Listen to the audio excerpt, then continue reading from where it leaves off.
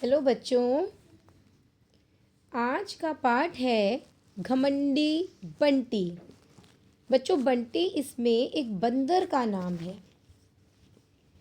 इस पाठ के माध्यम से बच्चों को घमंड न करने की शिक्षा दी गई है।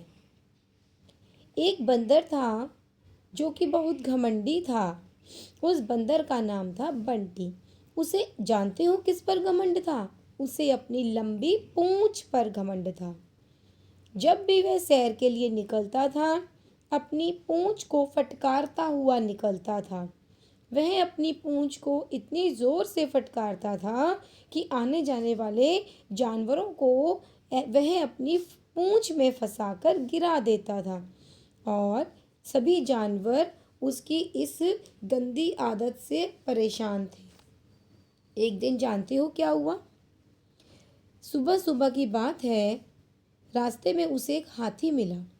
बंटी ने हाथी को देखकर कहा, अरे हाथी, तुम्हारी पूंछ कितनी लंबी हो गई है। हाथी ने तुरंत पीछे मुड़कर देखा, लेकिन उसकी पूंछ तो पहले जैसी थी। बंटी ने हंसते हुए यानी कि उसका मजाक उड़ाते हुए कहा, तुम्हारी पूंछ तो तुम्हारे मुंह पर चिपकी है। वाह वाह, क्या कहने। अगर मेरी तरह पूंछ हो तो कोई बात है। बंटी का व्यंग्य यानी कि उसका मजाक उड़ाना हाथी को बहुत बुरा लगा। हाथी ने कहा, बंटी भाई, सुबह सुबह इन बेकार की बातों में समय नष्ट क्यों करते हो?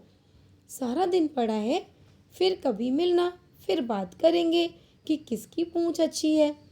इतना कहकर हाथी गन्ने की खेत की तरफ चला गया। बंटी तो था ही घमंडी। उसने समझा कि हाथी मेरा अपमान करके गया है। वह हाथी को खरी खोटी सुनाने लगा। फिर जानते हैं क्या हुआ? एक मुर्गा आया। बंदर ने मुर्गे से पूछा कि मेरी पूंछ अच्छी है या नहीं। मुर्गे ने कहा, हाँ अच्छी है। क्यों, क्या हुआ? फिर बंदर ने बताया कि हाथी कहकर गया है मेरी पूंछ अच्छी नहीं है, वह मेरा अपमान करके गया है। तब मुर्गे ने कहा, हाथी सही कहता है, हमें सुबह सुबह इन बेकार की बातों में समय नष्ट नहीं करना चाहिए।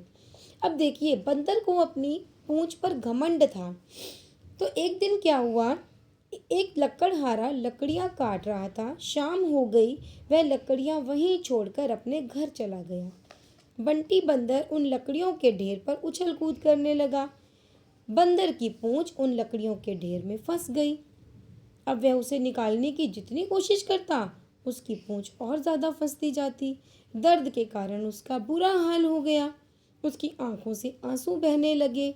सभी जानवरों को पता चल गया कि बंटी बंदर की पूंछ फंस गई है। लेकिन जब हाथी को पता चला तो हाथी तुरंत आया और उसकी पूंछ निकालने की कोशिश करने लगा। लेकिन उसे याद था कि घमंडी बंटी ने मेरा मजाक उड़ाया था, फिर भी उसने उसकी सहायता की। हाथी से बंटी का कष्ट न देखा गया। उसने लकड़ी के एक हिस्से को अपनी सूंड से पकड़ा और दूसरे हिस्से को पैर से धकेलकर उस लकड़ी को दो टुकड़ों में कर दिया। इससे बंटी की पूंछ बाहर निकल आई। घमंडी बंटी का शर्म के मारे बुरा हाल हो गया। क्यों? क्योंकि जिस हाथी का बंटी बंदर ने मजाक उड़ाया था, आज उसी हाथी ने उसकी मदद की। बंटी बंदर ने अपनी नज़रें नीचे करते हुए हाथी को धन्यवाद दिया और वह अपने घर की तरफ चल पड़ा। तब हाथी ने कहा कि केवल धन्यवाद देने से काम नहीं चलेगा बंटी भाई, तुम्हें सभी जानवरों से क्षमा मांगनी पड़ेगी और कहो कि आज के बाद तुम ना तो घमंड करोगे और ना ही किसी जानवर को कष्ट पहुंचाओगे। तब बंटी बंदर ने सभी जानवरों से क्षमा मांगी। तो जानते हैं, समझ में आया कि हमें इस पाठ से क्या शिक्षा मिलती है? हमें इस पाठ से यह सीख मिलती है कि हमें कभी भी अपने पर घमंड नहीं करना चाहिए। धन्यवाद।